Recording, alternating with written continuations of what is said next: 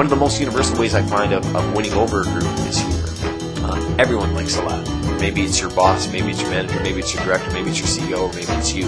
And in fact, if we don't give them an opportunity to release, a lot of them may in fact explode. I'm going to take this opportunity to tell the audience really cheesy jokes.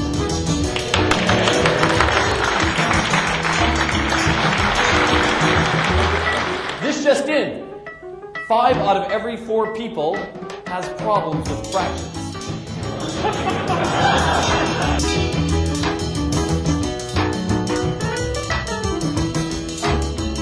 What do you call a fish with no eye?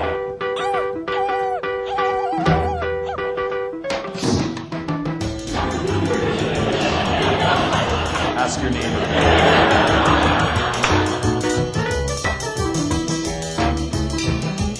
All right, last one. Why did the Siamese twins move to England?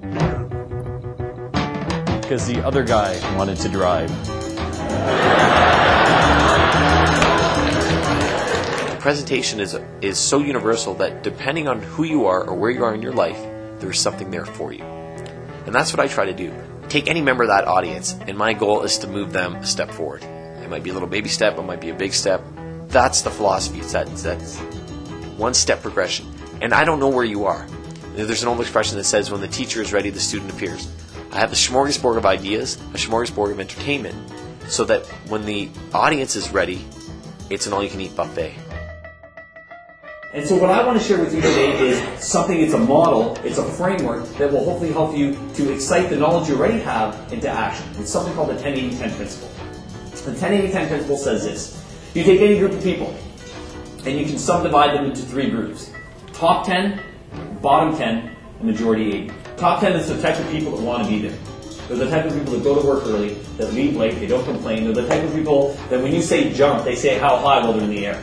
The bottom 10, they suffer from victimitis. You know, poor me. The boss is out to get me. Oh, it always rains when I go golfing. Oh, this, that. My one friend explains it best. He says they suffer from what he calls optical rectimaris.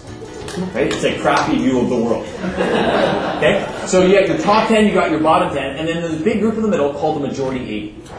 The majority 80, by their definition, will go to whichever group pulls them stronger. If you're in a company where the top 10 are revered, where success is rewarded, where it's good to do well, that company is dynamic. We call it dynamic and it moves forward. If you're in a company where it's cool and it's accepted and it's expected for you to cut corners, for you to do the minimal amount of work, for you to put in your time, and as soon as the bell goes, you get out, we call that company government. No, we call it static. Right? Because they go nowhere. The 10-80-10 principle does not measure people, it measures people's behaviors.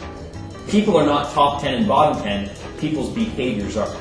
So any individual can be living in all 3 areas. I may be top 10 when it comes to work, I may be bottom 10 when it comes to my physical body, and I may be majority 80 when it comes to relationships. I once got a letter that said, "How you doing, Sunjay? My name's so-and-so," and he goes, "I heard you speak last year. Because of what you said, I started my own business, and I went to Southeast Asia on a trade mission." And I looked at him and I said, "What did I say?" And he started going on reciting some of the stuff in my presentation about goals and dreams and believing in yourself and top 10 and this, that, and the other. And I said to him, "You know what, I'm flattered that you would attribute that to me, and that it is very flattering. But at the same time, you got to take responsibility for that, because you did that. All I did was offer you some ideas." You'll find there's generally 2 types of people, and it doesn't matter if you're a parent, or a student, or a worker, or you have a boss, or you are the boss. You'll find that there's generally 2 types of people in the world. First type of person rolls out of bed in the morning. They do their yawns and stretches, and they're kind of like this. 7:30 is going to be a great day. I love work. Work is great. I love work. Change. We have all kinds of change. I love this. It's great. I can pick up kids. Is anyone like that? There's always a couple like that. However, there is another type of person. Perhaps you can relate to this a little better. This type of person rolls out of bed in the morning and they do this.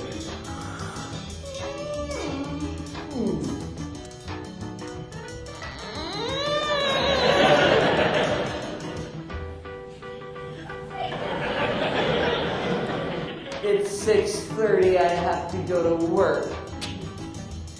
I don't want to go to work. You wonder what's the difference between these 2 types of people, because a lot of times, you know what? They could be brother and sister. They could live in the same house, and go to the same school. Or they can be husband and wife. They can live in the same house and possibly work for the same employer. Why are they so different? Why is one so excited about life and the other one just not care?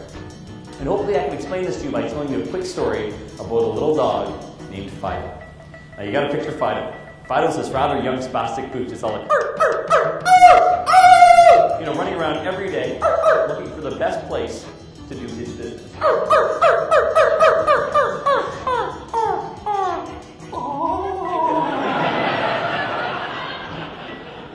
On this one day, however, as Fido was running around, all of a sudden he stopped. His ears stung up. His eyes bulged out of his head. It's right in the middle of the backyard. He saw Kermit, the green frog, hopping along like Kermit does. So what does Fido do? Fido goes ballistic. Oh! Chase one corner of the backyard. Oh! The other corner. Oh! Around the fence. Oh! Over the shed. All the while this was happening, Fido's owner was watching, except there was one little problem. Fido's owner never saw the green frog. All he saw was his dog going mental. So like every good dog owner, he hiked up his pants and went, oh man, gonna have to shoot the pooch. Oh, he's got a little loopy. But what happens if we look at this from Fido's perspective? What does Fido see? Oh, Fido sees a green frog. Yeah, what's that to him? It's a goal, it's a dream, it's lunch. And you know what? He doesn't care how crazy it looks to all those other people around him. When you have those people who are springing out of bed in the morning, they're so excited about life. Oh, you know what? You should try this new product. Oh, we're going to do this. It's going to be great. Oh, we should go on vacation. Oh, we can do this. All these people are really saying is, I've seen this green frog. And if you come along with me, we'll have one heck of a ride trying to get there. But the choice is yours. The people that are really going to benefit the most are the people that have a willingness to come in and say, yeah, I absolutely want to get something out of this. Whether it's I want to have a good day, I want to have fun, I want to smile, I want to be a better parent, I want to be a better athlete, I want to be a better worker, I want to make more money, I want to be more religious, whatever it is. At the end of the day, I think it's the individual that comes in saying, this is what I want to do and I'm going to take ownership for it. And those are the people that are going to succeed. That's what we call the top 10. My name is Sunjay Nath, and I help individuals and organizations operate at a dynamic level through something called the 10-80-10 principle.